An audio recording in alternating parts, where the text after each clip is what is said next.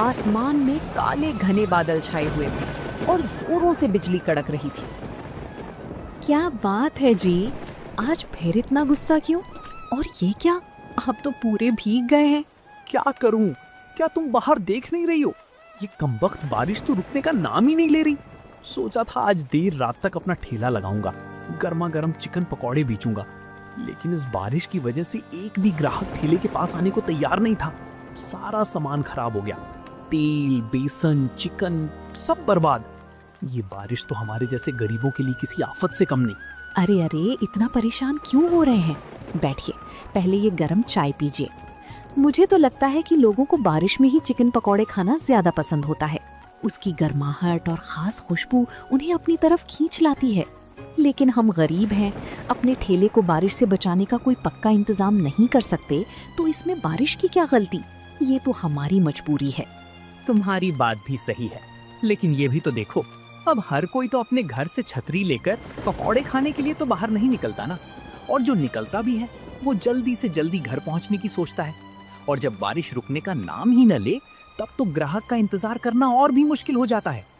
अब तुम क्या चाहती हो? एक मामूली सा चिकन पकौड़े बेचने वाला अपने 2-4 ग्राहकों के लिए कोई बड़ा सा होटल खोल दे? क्या ये संभव है? लगता है बाहर का तापमान जितना भी ठंडा हो और बाहर पानी बह रहा हो, लेकिन आपके दिमाग में गुस्से की आग लगी हुई है। कोई बात नहीं, हम इस बारे में बाद में बात करेंगे। आप जल्दी से कपड़े बदल लीजिए, वरना आपको जुकाम हो जाएगा। मैं आपके लिए गर्मा गर्म खाना लगा देती हूँ। गर्म खाना खाकर और अच्छी नींद लेकर शायद आपका मन भी शांत हो जाए। अजय मीना की बात मान लेता है। वो सिर हिलाता है और अपने भीगे कपड़े बदलने चला जाता है। अगले दिन सुबह बारिश थोड़ी थम जाती है, लेकिन आसमान में अभी भी घने बादल छाए हुए थे। अजय नहाकर तैयार हो जाता है और अपना ठेला सजाता है। तभी वहाँ मीना आती है और कहती है, सुनिए, आज पकौड़े ज्यादा मत बनाना, अभी भी मौसम ठीक नहीं लग रहा।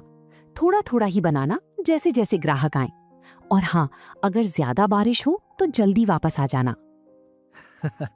तुम चिंता मत करो मीना, आज शायद बारिश ना आए। कल रात मैंने बहुत सोचा और कुछ उपाय मेरे दिमाग में आए हैं। देखता हूँ क्या हो सकता है।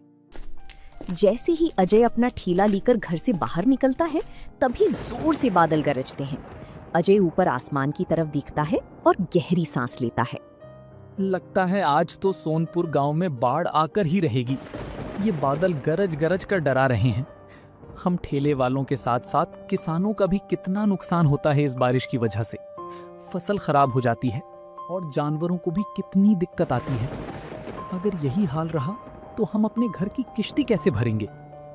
हालांकि अभी तक बारिश शुरू नहीं हुई थी, सिर्फ बादल गरजे जा रहे थे। अजय अपना ठेला गांव के बाजार में अपनी पुरानी जगह पर लगाता है।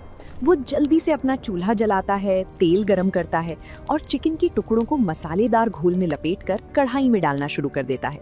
थोड़ी ही देर में उसके गरमा गर्म चिकन पकौड़ों की मनमोहक खुशबू चारों तरफ फैल जाती है। हवा में पकौड़ों की महक तैरने लगती है। एक औरत, नंदिनी, जो छतरी लेकर बाजार से गुजर रही थी, खुशबू सूंघकर अजय की ठेले की तरफ खींची चली आती है।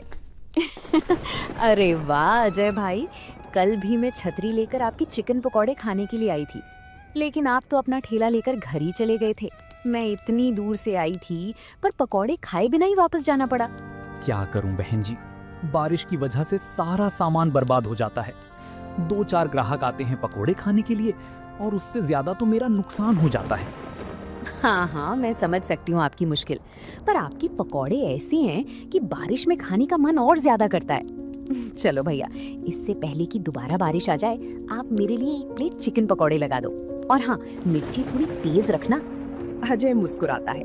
वो झटपट एक प्लेट में गर्मा गर्म सुनहरी चिकन पकौड़े निकालता है और उस पर थोड़ा सा चाट मसाला छिड़कता है और साथ में पुदीने की चटनी और तीखी लाल चटनी परोस देता है। नंदिनी पकौड़ों का पहला निवाला खाती है और उसकी आंखें चमक उठती हैं। अरे मैं वारी जाऊं ऐसे पकौड़ों पर, क्या बढ़िया स्वाद है इन पकौड़ों का। मन कर रहा है बस खाती जाऊं। इतनी खुशबूदार और कुरकुरे पकौड़े तो पूरे सोनपुर में कहीं नहीं मिलते। अजय भाई, आपके हाथों में जादू है। नंदिनी ने इतना कहा ही था कि तभी अचानक तेज बारिश आ जाती है। नंदिनी अपनी छतरी खोलती है, लेकिन बारिश इतनी तेज थी कि वो पूरी तरह बच नहीं पाती। लगता है मेरी सास ने ऊपर बैठे हुए भी मेरी खुशियों पर नजर लगा दी और मेरी खुशियां देखकर रोने लगी हूँ। ये बारिश भी देखो मेरे पकौड़े खाने के ठीक बीच में आ गई। अजय को इतनी चिंता में भी उसकी बात सुनकर हंसी आ जाती है। नंदिनी अपनी छतरी संभाले हुए और पकौड़े खाती हुई ही 30-30 कदमों से अपने घर की तरफ भाग जाती है। अजय उदास होकर आसमान की तरफ देखता है। हे भगवान, कोई तो रास्ता निकालिए, अपने इस भक्त को इस मुसीबत से पार करवाइए। बारिश के समय हम ठेले वालों का बुरा हाल हो रहा है। तभी कुछ ही दूरी पर छोले भटूरे का ठेला लगाने वाला रवि उसके पास आता है, जो खुद भी बारिश से परेशान दिख रहा था। रवि और अजय अच्छे दोस्त थे। तभी रवि कहता है, बिल्कुल ठीक कहा है तुमने अजय, ऐसे गुजारा नहीं चल पा रहा। बरसात है कि रुकने का नाम ही नहीं ले रही। हर साल यही होता है, हमारा सारा धंधा चौपट हो जाता है। अब हमें अपना ठेला किसी ऐसी जगह लगाना होगा जहां पर खड़े होकर ग्राहक आराम से खाना भी खा सके और उन्हें किसी तरह की परेशानी भी ना हो, ना बारिश की और ना धूप की। हाँ, ये तो सोचना पड़ेगा, पर ऐसी जगह मिलेगी कहाँ? बाजार में तो कहीं ऐसी जगह नहीं है। अगर होती तो कब की किसी बड़े दुकानदार ने किराए पर ले ली होती। यही तो मुश्किल है मेरे दोस्त, अब ऐसे में क्या करें? तभी अचानक अजय को एक सुझाव आता है और वो कहता है, रवि, मुझे एक उपाय सूझा है। अगर हम सब मिलकर एक बड़ा सा तिरपाल लगा लें तो? तिरपाल? कैसे और क्यों? सुनो, अगर हम सब ठेले वाले अपने अपने ठेले को एक लाइन में लगाएं और ऊपर से एक बहुत बड़ा तिरपाल खींच दें, तो कोई भी नहीं भीगेगा, ना ग्राहक ना हमारा सामान, और इससे किसी का सामान खराब भी नहीं होगा। पर उसमें तो बहुत पैसे लगेंगे अजय, और ना जाने बाकी ठेले वाले इस बात के लिए तैयार होंगे भी या नहीं। सबको एक साथ लाना मुश्किल होगा। कोई सोचेगा मैं क्यों पैसे लगाऊं। तो एक काम करते हैं, तू और मैं मिलकर एक बड़ा तिरपाल लगा लेते हैं। जितने पैसे लगते हैं आधे आधे कर लेंगे। बाकी अगर लोगों को लगेगा कि इससे फायदा हो रहा है तो वे अपने आप ही हमारे साथ आते जाएंगे। हमें देखकर उन्हें भी प्रेरणा मिलेगी। और अगर नहीं भी आते तो कम से कम हम दोनों का तो काम चलेगा। क्या कहते हो? बात तो तुम्हारी सही है। अगर हम दोनों मिलकर शुरुआत करें तो शायद बाकी भी जुड़ें। ठीक है, मुझे मंजूर है। चलो पता करते हैं कि सबसे बड़ा और मजबूत तिरपाल कहाँ मिलेगा और कितने का मिलेगा। अगले दिन सुबह बारिश हल्की थी। अजय और रवि मिलकर बाजार से तिरपाल खरीद कर लाते हैं। शाम को उन्होंने गांव के बाजार से थोड़ा हटकर एक ऐसी जगह ढूंढी जहां आसपास कोई पक्की दुकान नहीं थी। रात भर मेहनत करके बांस के खंभों और मजबूत रस्सियों की मदद से उन्होंने उस बड़े तिरपाल को अपने अपने ठेले को जोड़कर लगा लिया, जिसके नीचे उनके दोनों ठेले आसानी से आ गए। अगले दिन सुबह जब अजय और रवि अपना ठेला इस नए ठिकाने पर लगाते हैं तो थोड़ी देर में ही बारिश शुरू हो जाती है। लेकिन इस बार वे और उनके ठेले सूखे थे। उनके नीचे एक छोटी सी जगह बन गई थी जहां ग्राहक भी खड़े होकर आराम से खाना खा सकते थे। तभी अजय के ठेले पर एक ग्राहक आता है और कहता है, अरे वाह भाई, ये तुमने बहुत अच्छा काम किया है। अब कम से कम जो तुम्हारे पकौड़े खाने के लिए आएगा वो भीगेगा तो नहीं, और मुझे भी अब भागना नहीं पड़ेगा। मैं तो इसी बात से परेशान था कि बारिश में पकौड़े कैसे खाऊं। तभी लगाया है भाई, ताकि आप लोगों को परेशानी ना हो, वरना मेरे पकौड़े भी खराब होते थे और आप लोगों को भी बारिश में खाना मुश्किल हो जाता था। अब आप आराम से पकौड़े का मजा ले सकते हैं। ग्राहक मुस्कुराता है और आराम से पकौड़े खाता है, धीरे धीरे। जब बाकी के ठेले वाले देखते हैं कि अजय और रवि का काम लगातार चल रहा है और उनके पास ग्राहक भी आ रहे हैं, तो वे परेशान होने लगते हैं। उनके ठेले पर बारिश की वजह से सन्नाटा पसरा हुआ था, जबकि अजय और रवि के पास चहल पहल थी। कुछ दिनों तक यही सिलसिला चलता रहा। तभी एक दिन आसमान में अचानक काले बादल छा गए। हवा तेज चलने लगी और देखते ही देखते एक बहुत तेज आंधी आ गई। आंधी इतनी तेज थी कि अजय और रवि का लगाया हुआ तिरपाल जोर जोर से फड़फड़ाने लगा और फिर एक झटके में उड़ गया और बांस के खंभे भी टूटकर इधर उधर गिर गए। अजय भाई, जल्दी अपना ठेला समेटो और घर जाओ, वरना सब कुछ खराब हो जाएगा। ये आंधी तो बहुत तेज है, अगर कुछ उड़कर तुम्हें लग गया तो घायल हो जाओगी। जल्दी। अजय और रवि घबरा जाते हैं। वे किसी तरह अपने अपने ठेले को संभालते हैं और जितना सामान बच सकता था उसे समेटकर घर की तरफ निकल जाते हैं। रात को अजय को चिंता में नींद नहीं आती और वो बिस्तर पर करवटी बदलता रहता है। तभी मीना उसे देखती है। आखिर ऐसे कैसे काम चलेगा मीना?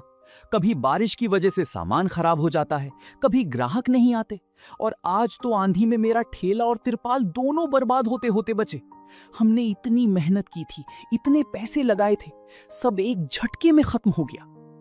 आप हिम्मत मत हारो जी, हर मुश्किल के बाद कोई ना कोई हल निकलता ही है। आप बस भगवान पर भरोसा रखो, सुबह होने दो, फिर सोचेंगे।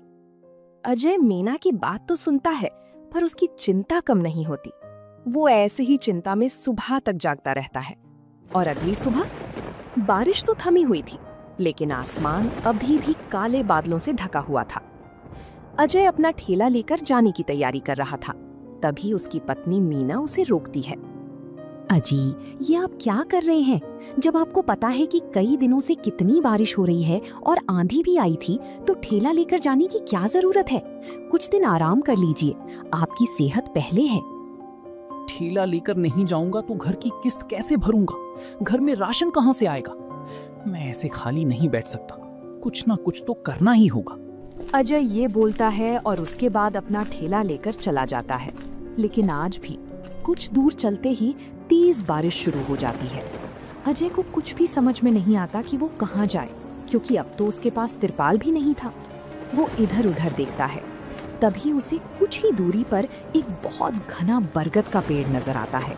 वो पेड़ इतना विशाल था कि उसकी शाखाएं दूर दूर तक फैली हुई थीं और उसके पत्ते इतने घने थे कि उसके नीचे बारिश की एक बूंद भी नहीं गिर रही थी।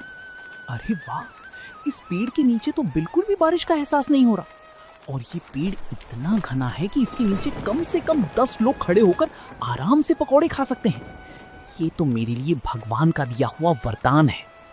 अजय तुरंत अपना ठेला उस बरगद के पेड़ के नीचे लगाता है। पेड़ की घनी पत्तियों ने उसे और उसके ठेले को बारिश से पूरी तरह बचा लिया था। पहले 1-2 दिन तो उसके पास ग्राहक थोड़े कम आते हैं, क्योंकि ये बाजार से थोड़ी दूर था। लेकिन धीरे धीरे जब ग्राहकों को पता चलता है कि अजय अब उस बरगद के पेड़ के नीचे पकौड़े बेच रहा है, तो ग्राहक उसके पास चिकन पकौड़े खाने के लिए आने लगते हैं। ये पेड़ गांव के बाजार से कुछ ही दूरी पर था, इसलिए लोगों को आने में ज्यादा परेशानी नहीं होती थी, बल्कि इसकी खुशबू ही लोगों को खींच लाती थी। एक दिन कुछ ग्राहक उसके पास आते हैं। अरे वाह अजय भाई, तुमने तो कमाल कर दिया। इस पेड़ के नीचे ना ही धूप लगेगी, ना ही सर्दी और ना ही बारिश। ये तो बहुत अच्छी जगह है। अब हम कभी भी आराम से आपके पकौड़े खा सकते हैं। हाँ भाई, कुछ भी कहो, इस पेड़ के नीचे तो अलग ही आनंद आ रहा है। ठंडी हवा चल रही है और गर्मा गर्म पकौड़े, मजा ही आ गया। ये जगह तो बाजार से भी बेहतर है और यहाँ शोर शराबा भी कम है। उस बरगद के पेड़ के पास और भी बरगद के पेड़ थे, जिससे वो पूरा इलाका शांत और छायादार रहता था। धीरे धीरे रवि और बाकी ठेले वालों को भी उस जगह के बारे में पता चलता है और वे देखते हैं कि अजय का काम वहाँ बहुत अच्छा चल रहा है। तभी रवि एक दिन अपना ठेला लेकर अजय के पास आता है और उसके पास ही अपना ठेला लगा लेता है। कुछ और ठेले वाले भी जो बारिश से परेशान थे, धीरे धीरे वहीं आकर अपना ठेला लगाने लगते हैं और वो जगह एक छोटी सी बाजार में बदल जाती है। तुम्हें पता है अजय भाई, अब तो गांव के बाजार की जगह ही बदल गई है। हर कोई गांव के बाजार के नाम पर इसी जगह आता है। तुमने तो कमाल कर दिया। तुम्हारी वजह से हम सबका भी फायदा हो रहा है। सच बोलूं तो मैं मतलबी था। मैंने तो सिर्फ अपने बारे में सोचा और यहाँ ठेला लगाने लगा। लेकिन मुझे इस बात से कोई एतराज नहीं कि अगर आप सब लोग भी यहीं ठेला लगाएं। बल्कि हो सकता है कि कोई रवि भाई तुम्हारे छोले भटूरे खाने आए और मेरे पकौड़ों की खुशबू से अपनी तरफ खींच ले, या कोई मेरे पकौड़े खाने आए और तुम्हारे छोले भटूरे या किसी और के गोलगप्पे भी खा ले। इसमें तो हम सबका फायदा है। बात तो सही है, लेकिन हमें कोई ना कोई इंतजाम तो करना होगा। यहाँ पर लोग आ तो रहे हैं, लेकिन गंदगी ज्यादा कर रहे हैं। वहाँ पक्की सड़क थी तो लोग कूड़ा नहीं फेंकते थे, पर यहाँ तो लोग पेड़ के नीचे और आसपास बहुत कूड़ा फेंक रहे हैं। ये तो गलत है, इससे पेड़ पौधों को नुकसान होगा। हाँ, तुम ठीक कह रहे हो। ये एक बड़ी समस्या है। हमें मिलकर इस पर कोई हल निकालना होगा। तभी वहाँ पर गांव के सरपंच जी आते हैं, जो अपने खेत देखकर वापस लौट रहे थे। उन्होंने देखा कि कितनी सारी ठेले एक जगह जमा हो गए हैं और वहाँ चहल पहल बढ़ गई है। अजय, रवि, क्या हाल है तुम सबका? मैंने देखा तुम सबने यहाँ एक नया बाजार ही बना दिया है और तुम्हारा काम भी खूब चल रहा है। ये देखकर बहुत खुशी हुई। नमस्ते सरपंच जी, आपकी दुआ है। हमें तो बस बारिश की वजह से मजबूरन यहाँ आना पड़ा। हाँ, मैं समझ सकता हूँ, लेकिन अब जब ये जगह इतनी लोकप्रिय हो गई है तो हमें इसकी व्यवस्था भी ठीक करनी होगी। अजय, तुम्हें इस बात की बिल्कुल भी चिंता करने की जरूरत नहीं है जो तुम गंदगी की बात कर रहे हो। तुम दोनों ही बेफिक्र हो जाओ। अजय और रवि हैरानी से सरपंच जी की तरफ देखते हैं। तभी सरपंच जी कहते हैं, मैंने इस बात का भी इंतजाम कर दिया है। इस जगह की निगरानी मैं खुद करूंगा। मैं यहाँ अपने कुछ आदमी लगाऊंगा जो नियमित रूप से सफाई करेंगे ताकि कोई भी यहाँ गंदगी ना करे। यहाँ पेड़ पौधे हैं, उनको नुकसान ना पहुंचाए। और मैं यहाँ कुछ बेंच भी लगवाऊंगा ताकि जो भी यहाँ पर कुछ भी खाने आए वो बेंच पर बैठकर आराम से खा सके। और साथ ही पीने के पानी का भी इंतजाम करवाऊंगा। ये जगह अब हमारे गांव की एक नई पहचान बनेगी। सरपंच जी, ये तो आपने बहुत बढ़िया बात की है। अगर आप एक बार सख्ती से सभी गांव वालों को कूड़ा न फैलाने को कह देंगे तो वे खुद ही गंदगी नहीं करेंगे, क्योंकि वे आपका सम्मान करते हैं। और बेंच और पानी की व्यवस्था तो सोने पर सुहागा है। सरपंच जी, आपने तो हमारी सारी मुश्किलें ही हल कर दी। आपका बहुत बहुत शुक्रिया। इस तरह बारिश में चिकन पकोड़े बेचने वाला अजय जहां पहले बारिश से चिढ़ा करता था, उसी बारिश ने उसकी पूरी जिंदगी को बदल कर रख दिया। अब वो बारिश से बिल्कुल परेशान नहीं होता था, क्योंकि उसके पास एक ऐसा समाधान था जिससे अब बारिश सिर्फ उसे फायदा कर सकती थी, कोई नुकसान नहीं। वो जान गया था कि हर मुश्किल अपने साथ कोई ना कोई अवसर भी लाती है, बस उसे पहचानने की जरूरत होती है। तो दोस्तों, आप लोगों को ये कहानी कैसी लगी कमेंट करके जरूर बताएं, और ऐसी कहानियों को देखने के लिए वीडियो को लाइक करें और चैनल को सब्सक्राइब करें।